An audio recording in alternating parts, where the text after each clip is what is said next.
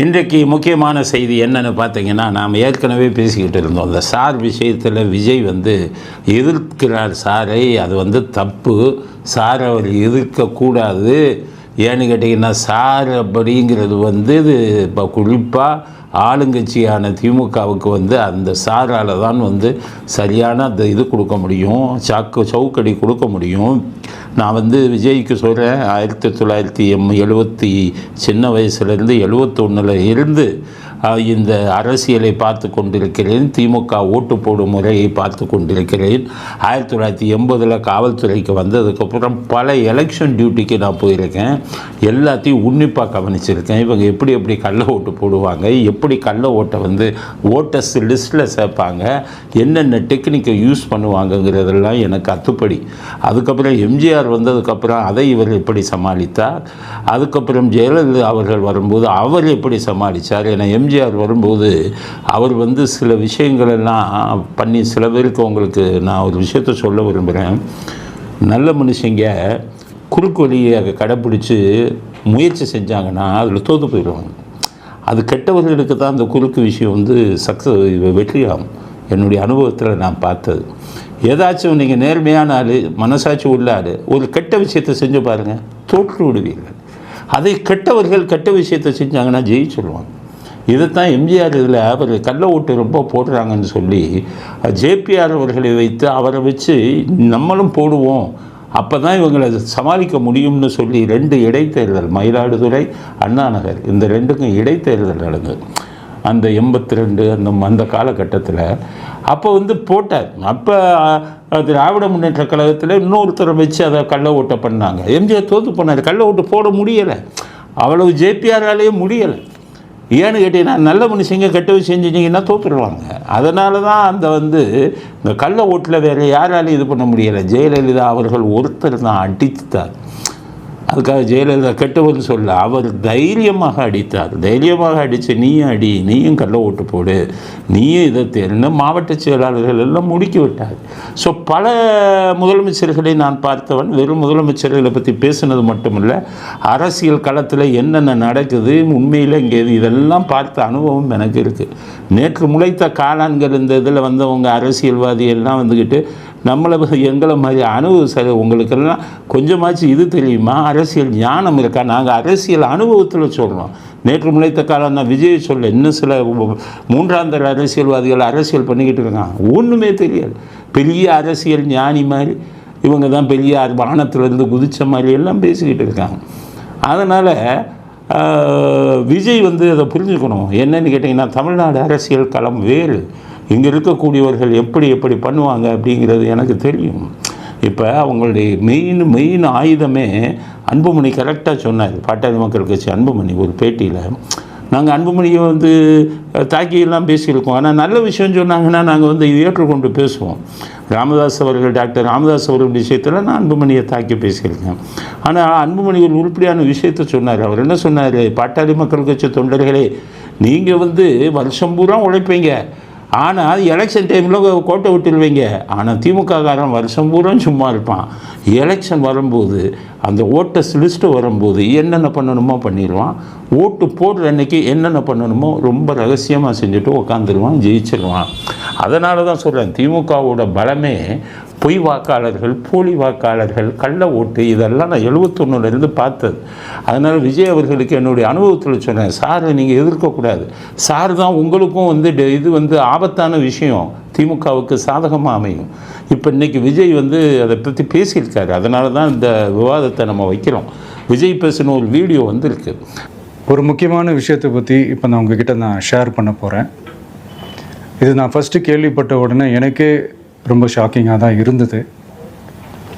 இப்போ நான் பேசிகிட்டு இருக்கிற இந்த நேரத்தில் தமிழ்நாட்டில் இருக்கிற நம்ம யாருக்குமே ஓட்டு போடுற உரிமையே இல்லைன்னு சொன்னால் நம்புவீங்களா? நான் நீங்கள் உட்பட யாருக்குமே அது இல்லை. நான் பயமுறுத்துறேன்னு நினைக்காதீங்க, அதுதான் நிஜமும் கூட. அதில் விஜய் சாரை பற்றி சில சந்தேகங்களை எழுப்பியிருக்கார். அவருக்காகவே, அவருடைய தொண்டர்களுக்காகவே இந்த விளக்கத்தை நான் கொடுக்குறேன். ஏன்னு கேட்டிங்கன்னா, நீங்கள் திமுகவை எதிர்த்து ஜெயிக்கணும்னா இதெல்லாம் நீங்கள் ஃபாலோ பண்ணணும். விஜய் என்னென்ன சொல்லியிருக்காரு எதிர்ப்பு, அதுக்கு நம்முடைய பதில் என்ன, உண்மையான விஷயம் என்ன அப்படிங்கிறத விஜய் தெரிஞ்சுக்கணுங்கிறதுக்காக இந்த விஷயத்தை சொல்கிறேன். விஜய் முதலில் ஒரு எதிர்ப்பை தெரிவிச்சிருக்காரு சார் விஷயமா. சார் வந்து தேவையற்ற சுமையை ஏற்படுத்தும். சுமை யாருக்கு? தேர்தல் ஆணையத்துக்கு. தேர்தல் ஆணையம் ஒரு நல்ல விஷயத்தை செய்கிறதுக்காக சுமை அப்படின்னு நினச்சாங்கன்னா நாட்டில், ஒரு ஜனநாயக நாட்டில் நேர்மையான தேர்தல் எப்படி நடக்கும்? வெளிநாடுகளில் கூட தான் தேர்தல் கமிஷன் இருக்குது. அங்கெல்லாம் போலி வாக்காளர்கள் இல்லையே. செத்துப்போன வாக்காளர்கள்லாம் உடனே நீக்கிடுவாங்களே. ஒரே ஆள் 10 ஓட்டு வெளிநாடுகளில் போடலையே. ஆனால் ஆள் மாறிட்டாங்கன்னா அங்கெல்லாம் உடனே மாற்றங்கள் வந்து வாக்காளர் பட்டியலில் வந்துருமே. இங்கெல்லாம் அப்படி இல்லையே. இதை வந்து சில அரசியல்வாதிகள் தில்லுமுள்ளு பண்ணி தங்களுக்கு சாதகமாக பயன்படுத்தி கொள்கிறார்களே. அப்படி இருக்கும்போது சுமை அப்படின்னு நினச்சாங்கன்னா தேர்தல் ஆணையம் நேர்மையான தேர்தலை நடத்தணும்ல. இல்லைன்னா கெட்டவர்கள் வந்துடுவாங்களே, குறுக்கு வழியில் பண்ணுறவங்க வந்துடுவாங்களே. அப்போ நாடோட நிலைமை என்ன ஆகும்? நல்லவர்கள் வந்தால் நாட்டுக்கு சுபிச்சோம், கெட்டவர்கள் வந்தாங்கன்னா இப்போ லஞ்சம் ஊழல் இதெல்லாம் தலைவிரிச்சு ஆடுமே. அதனால தான் தேர்தல் கமிஷன் சாரை கொண்டு வந்தது. சுமைங்கிறது அவங்களுக்கு தான், நம்ம அதை பற்றி பேசக்கூடாது. அவர்களுக்கு சுமை இருந்தாலும் அவர்கள் ஜனநாயக முறையிலே தேர்தல் நடக்க வேண்டும் என்று எதிர்பார்க்கிறார்கள். அதனால் விஜய் அவர்களுக்கு சொல்கிறேன், சுமையை பற்றி நீங்கள் கவலைப்படாதீங்க. அது தேர்தல் ஆணையம் எடுக்கக்கூடிய நடவடிக்கை. அவர்கள் எது நல்ல விஷயமோ அதை செய்யட்டும் அப்படிங்கிறது விஜய் சொன்ன கருத்துக்கு, முதல் கருத்துக்கு வந்து நம்முடைய பதில். விஜய் சிந்திக்கணும். அடுத்து விஜய் என்ன சொல்கிறார் அப்படின்னு பார்க்கலாம். சாரை பற்றி, சாரை ஏன் அவர் எதிர்க்கிறார் அப்படிங்கிறதுக்கு அடுத்த கருத்து அவர் சொல்கிறார். ஏன்னா சில விஷயங்கள் நாங்கள் சொல்லிக்கிட்டு வர்றதை விஜய் ஃபாலோ பண்ணுறாரு. ஒன்றிய அரசுன்னு அவர் சொல்லும் போதே சொன்னால், இந்த ஒன்றிய அரசுங்கிற வார்த்தையை சொல்லாதீங்க, அது டிஎம்கேயோட பிராண்டு. பிடி தியாகராஜன் வந்து சென்ட்ரல் கவர்மெண்ட்டை மத்திய அரசாங்கமாக கிண்டல் பண்ணணும், கேலி பண்ணணுங்கிறதுக்காக இந்த ஒன்றிய அரசுங்கிற வார்த்தையை திமுககாரங்க மட்டும் சொல்லிக்கிட்டு இருக்காங்க. அதை விஜய் பயன்படுத்தினீங்கன்னா நீங்கள் திமுகவுக்கு துணை போகிறீங்கன்னு உங்களை தப்பாக நினைப்பாங்க அப்படின்னு சொன்னோம். அதுக்கப்புறம் அவர் அந்த ஒன்றிய அரசு அப்படிங்கிறத அவர் வந்து பேசலை இப்போ சமீபத்தில். அதுக்கு முன்னாடி ஈவேராவையும் அண்ணா ஃபோட்டோவையும் வச்சாங்க. அப்போவே நாங்கள் சொன்னோம், ஈவேரா வந்து மற்ற விஷயங்கள் எப்படியோ, ஆனால் அவர் ஒரு நாஸ்தியர். கடவுள சிலைகள் எல்லாம் வந்து செருப்பால் அடித்தார், அவமானப்படுத்தினார் அந்த காலத்தில். அதனால் தெய்வ பக்திக்கு எதிரானவர், ஆன்மீகத்துக்கு எதிரானவர். அதனால் நாங்கள் அவரை எதிர்க்கிறோம். நீங்கள் அவரை படத்தில் போட்டிங்கன்னா கடவுளை கும்பிட்றவங்க நிறைய பேர் ஓட்டு உங்களுக்கு விழுகாமல் போயிடும். இந்து மதத்துலேயும் கிறிஸ்டின் மதம், முஸ்லீம் மதம் எல்லாமே கடவுளை கும்பிட்றவங்க. ஒவ்வொருத்தரும் ஒரு வடிவத்தில் கும்பிட்றாங்க. இந்துவில் ஈசன் என்றும், கிறிஸ்தவர்களில் இயேசு என்றும், அல்லாஹ் வந்து இஸ்லாமியர் அல்லான்னு கூப்பிட்றாங்க. ஸோ இறைபக்திக்கு யார் எதிரோ அவரை நீங்கள் போட்டிங்கன்னா உங்களுக்கு வாக்குகள் குறையும். அவங்க டிஎம்கே தான் அவரை வந்து தூக்கி பிடிக்கிறாங்க, நீங்கள் அவரை தூக்கி பிடிக்காதீங்கன்னு பேசணும். அதுக்கப்புறம் அவர் வந்து அண்ணா ஒரு படத்தையும் எம்ஜிஆர் படத்தையும் போட்டார். அதனால் இந்த சார் விஷயத்தில் அவருடைய போக்கை மாற்றிக்கணும், உண்மை என்னென்னு தெரிஞ்சுக்கணுங்கிறதுக்காக தான் இந்த பதில் சொல்லணும். விஜய் அடுத்த கருத்து என்ன சொல்கிறாரு அப்படின்னு பார்த்தீங்கன்னா, அடுத்தது விஜய் சொல்லக்கூடிய அந்த எதிர்ப்பான விஷயம், ஒரே மாதத்தில் 6.5 கோடி வாக்காளர்களுக்கு எப்படி இந்த வாக்காளர் படிவம் வந்து போய் சேரும் அப்படிங்கிறது. விஜய் இந்த இதில் ஒன்று புரிஞ்சுக்கங்க, 6.5 கோடி பேர் வாக்காளர்கள் ஒரு மாதத்தில் எப்படி போய் சேருங்கிறீங்க. நீங்கள் எப்படி கணக்கு போடணும்னா, மொத்த தொகுதி தமிழ்நாட்டில் 234. ஒரு பூத்துக்கு மினிமம் 200 to 250 பூத்து தான் ஒரு தொகுதிக்கும் உண்டு. எல்லாத்தையும் கணக்கு போட்டு பார்த்தீங்கன்னா 40,000 to 50,000 பூத்துங்க வந்து தமிழ்நாடு பூரா இருக்குது. இவங்க என்ன பண்ண போகிறாங்க, ஒவ்வொரு பூத்துக்கும் 2 BLO ரெடி பண்ணி 2 BLO ஒரு பூத்துக்கு போய் மொத்தம் ஒரு பூத்தில் பார்த்தீங்கன்னா 400, 500 ஆரம்பித்து 1000க்குள்ளே தான். கிட்டத்தட்ட ஒரு வாரத்தில் முடிச்சிடலாம் இந்த கணக்கெடுப்பை. வீடுகள் பார்த்திங்கன்னா நகர்ப்புறங்களில் ரொம்ப கம்மியாக இருக்கும். கிராமப்புறங்களில் தான் வீடுகள் தள்ளி தள்ளி இருக்கிற. நகர்ப்புறங்கள்லாம் பார்த்திங்கன்னா 2 தெருவுக்கு ஒரு பூத்து. கிராமத்தில் பார்த்திங்கன்னா கொஞ்சம் தள்ளி தள்ளி இருக்கும். ஆனால் அதுவும் மொத்த வாக்காளர்களே 1000க்குள்ள. இன்னும் பார்த்திங்கன்னா நகர்ப்புறங்கள்லாம் ஒரு பூத்துக்கு 400 வாக்காளர்கள் இருந்துருக்கு. மினிமம் 400, 1000 தாண்டாது. இப்படி தான் இருக்குது. அதனால் ஒவ்வொரு பூத்துக்கும் உங்கள் BLO தனித்தனியாக போட்டிருக்காங்க. இப்போ ஒரு வாரம் 10 நாளில் இந்த கணக்கெடுப்பை முடித்து விடலாம். இது சுமையும் கிடையாது, சாத்தியம் இல்லாத விஷயமும் கிடையாது. அதனால் 6 கோடி வாக்காளர்களில் இவங்க போய் எடுத்து சரியான முறையில் எடுத்துட்டா 85 லட்சம் to 1 கோடி வாக்காளர்களை நீக்கி விடலாம். அப்படி நீக்கினா தான் இந்த குறுக்கு வழியை கடைப்பிடித்து கள்ள ஓட்டு போடும் எதிர்க்கட்சிகளுக்கு வந்து நம்ம மரண அடி கொடுக்க முடியும். அப்படிங்கிறது. அப்போ திராவிட முன்னேற்ற கழகத்தில் மாவட்ட செயலாளர்னு இருப்பாங்க. நான் அந்த காலத்துலேருந்து பார்க்குறேன். கருணாநிதி வந்து அந்த மாவட்ட செயலாளர்களுக்கு வந்து ரொம்ப மரியாதை கொடுப்பார். எங்கள் பக்கம் பார்த்திங்கன்னா மாங்குடி மதியழகன் இருந்தார். அவர் வட்ட செயலாளர். நான் சின்ன பையனாக இருக்கும்போது, அப்போ ஒரு 8ஆம் கிளாஸ் 10ஆம் கிளாஸ் படிக்கும்போது கருணாநிதி முதலமைச்சர். அப்போ வந்து பார்த்திங்கன்னா மாங்குடி மதியழகன் அப்படின்னு இருந்தார். அவர் வந்து அந்த ஊரில் அந்த வட்ட செயலாளர் அந்த அவருடைய ஏரியாவில் வேறு திமுகவை தவிர யாரும் ஓட்டு போட விடாமல் பண்ணிடுவார், பயமுறுத்துவார், இதெல்லாம் பண்ணுவார். அவரை கருணாநிதி அவர்கள் மாங்குடின்னு தான் கூப்பிடுவார், ஊர் பேர் சொல்லி. அவர் என்ன சொன்னாலும் செஞ்சு கொடுப்பார். காரணம், குட்டி தலைவர்கள், வட்ட செயலாளர். அந்த வட்டத்தில் இருக்கிற எல்லா ஓட்டையும் டிஎம்கேக்கு வாங்குவார். மாவட்ட செயலாளர் அதை விட அதிகம். இந்த மாவட்ட செயலாளர்கள், வட்ட செயலாளர்கள் மற்ற கட்சியிலெல்லாம் பார்த்திங்கன்னா அடிக்கடி மாற்றுவாங்க. ஆனால் திராவிட முன்னேற்ற கழகத்தில் மட்டும் பார்த்திங்கன்னா அதே ஆள் 10 வருஷம் 15 வருஷம் இருப்பான். ஏன் சும்மா விட்டு வைக்கிறாங்களா? கருணாநிதியும் சரி, ஸ்டாலின் அவர்களும் சரி, எலெக்ஷன் டைமில் எப்படி கள்ள ஓட்டை போடுறான், எப்படி புது ஓட்டை சேர்க்குறான், எலெக்ஷன் அன்றைக்கி எப்படி ஆட்களை கொண்டு போய் இது பண்ண வைக்கிறான், இதை வச்சு தான் மாவட்ட செயலாளர் திமுகவில் பணம் கொடுத்து மாவட்ட செயலாளர் வர முடியாது, மற்ற தகுதியை பார்ப்பாங்க. அதிமுகவில் 2008 நான் வந்து போயஸ் கார்டன் போயிருக்கும்போது, ஜெயலலிதா அவர்களை பார்க்க போயிருக்கும்போது, சசிகலாவின் உறவினர் ஒருத்தர் 30 லட்சம் மாவட்ட செயலாளர்களுக்கு வாங்கிக்கிட்டு மாவட்ட செயலாளரை மாற்றினாங்க. அப்போவே நினச்சேன், மாவட்ட செயலாளர்கள் திமுகவில் திறமையான ஆள், கள்ள ஓட்டு போடுறவன், அந்த ஏரியாலெல்லாம் பயமுறுத்தி ஓட்டை வாங்குறவன் இருக்கான். இங்கே வந்துக்கிட்டு 30 லட்சம் ரூபா கொடுத்தா மாற்றினாங்கன்னா கட்சி எப்படி உருப்படும் அப்படின்னு 2008 நான் உள்ளே போகும்போது அப்போவே யோசித்தேன். ஸோ அதிமுக கூட அதை ஃபாலோ பண்ணல. திமுகங்கிற ஒரே கட்சி தான். ஒவ்வொரு மாவட்ட செயலாளரும் ஒருத்தர் மாவட்ட செயலாளர் இங்கே எதுக்குன்னா, ஒருத்தர் மாவட்ட செயலாளர்னு வாங்கிட்டா திமுக மாவட்ட செயலாளருங்கிற பிராண்டை வச்சு லோக்கலில் இருக்கக்கூடிய டெண்டரு, கான்ட்ராக்டு எல்லாம் எடுத்துடுவான்.